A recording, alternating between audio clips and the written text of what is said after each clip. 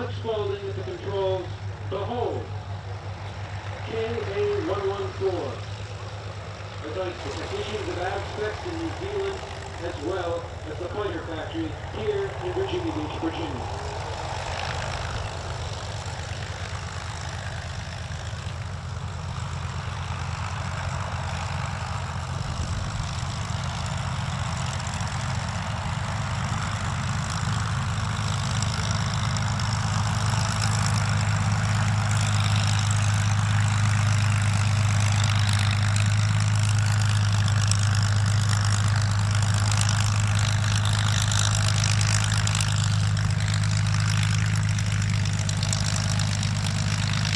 I don't know what's better than one Rolls-Royce Merlin engine. It's got to be two, and it's definitely what the Mosquito's got. And the sound of them together in flight or on the ground never ceases to amaze. So I do hope that you will be impressed by our demonstration today of this DH-98 Mosquito, one of only 4 air...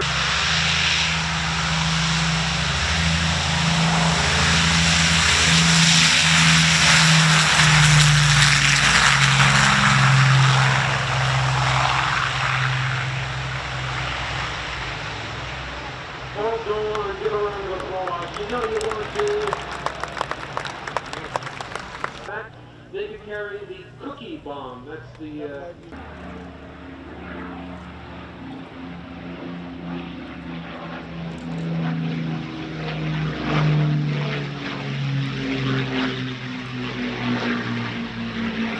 So Jeffrey de Havilland reasons that the best way to bay, but don't be discouraged because this plane still could carry a bomb load of 2,000 pounds.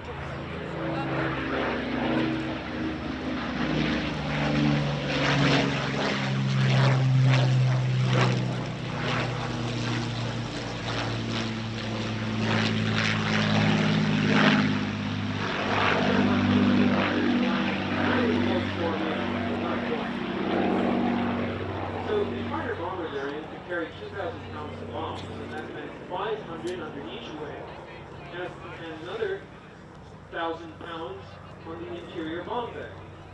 They were able to increase the capacity of the original bomber almost immediately because what they did is they took the tail fin of the original 250-pound bombs and basically cut them in half. They found that it didn't really change the performance of the bomb as it was dropped, and so they were able to put more ordnance into the bomb bay.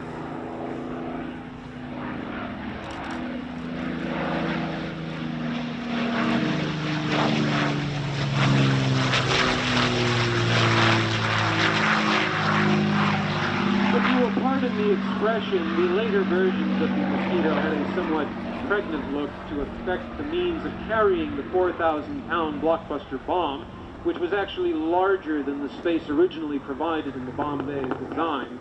So if you look at photographs, you'll see there's a slight bulge in the underside of the fuselage, and again, that was to accommodate the larger ordnance. But the typical Mosquito had a very streamlined shape. In fact, after test flights of W-4050, the prototype, they reasoned on landing and on takeoff.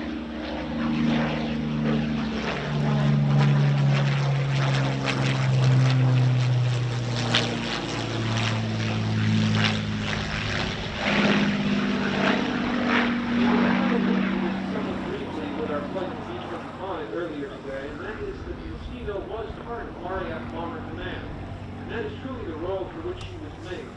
And she gave a name to a special kind of mission, which was later embodied in another aircraft operated by the United States Navy and built by Grumman.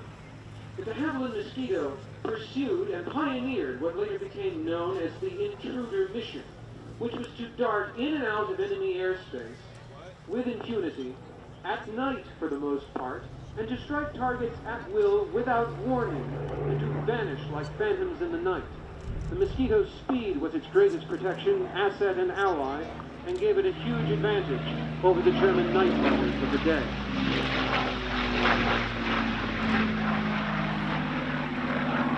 And so coming and going from occupied territories, attacking at will, the Mosquito became the original intruder. Now, for those of you who remember the A6 Intruder of Grumman, you will note some similarities between the Mosquito and the A6.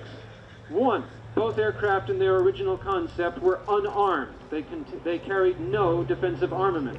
2, they both were conceived as all-weather, high-speed attack aircraft. 3, they both carry only a 2-man crew. And 4, the team and the crew sit side by side in the cockpit. It goes without saying, similarity strikes.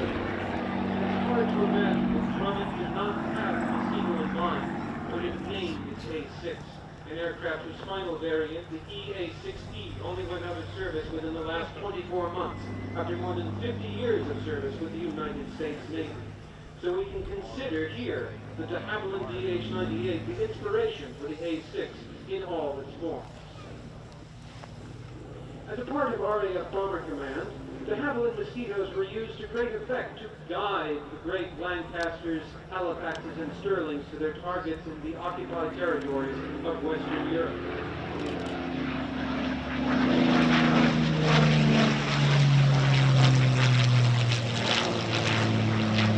Utilizing highly sophisticated and advanced radio direction finding equipment, a system called OBO was developed that could guide aircraft to their targets with pinpoint accuracy, bring it to its needs, ultimately concluding the war in the West and enabling the United States and its allies to pursue the destruction and defeat of the Japanese forces in the Far East.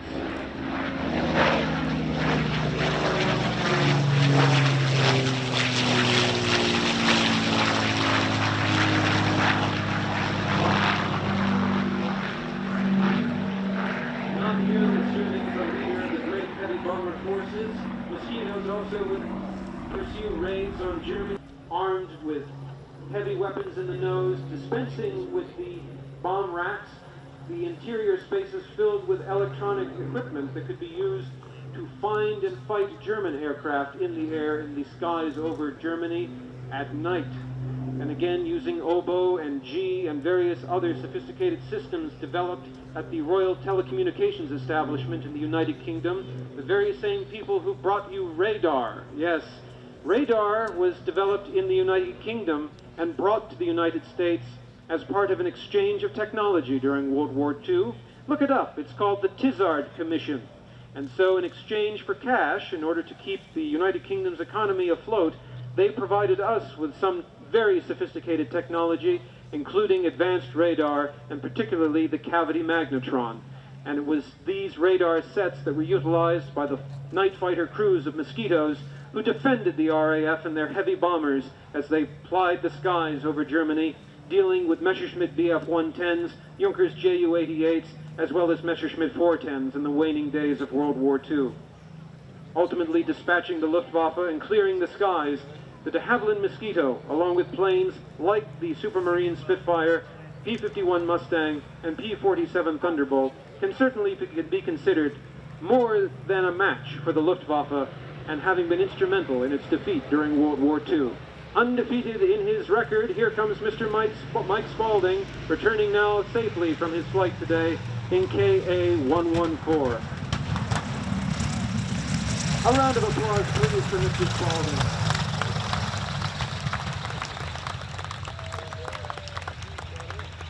What a wonderful airplane, and such a sight to behold. I said it yesterday, very few beautiful airplanes came out of the war. I think the Spitfire is one of them. Of course.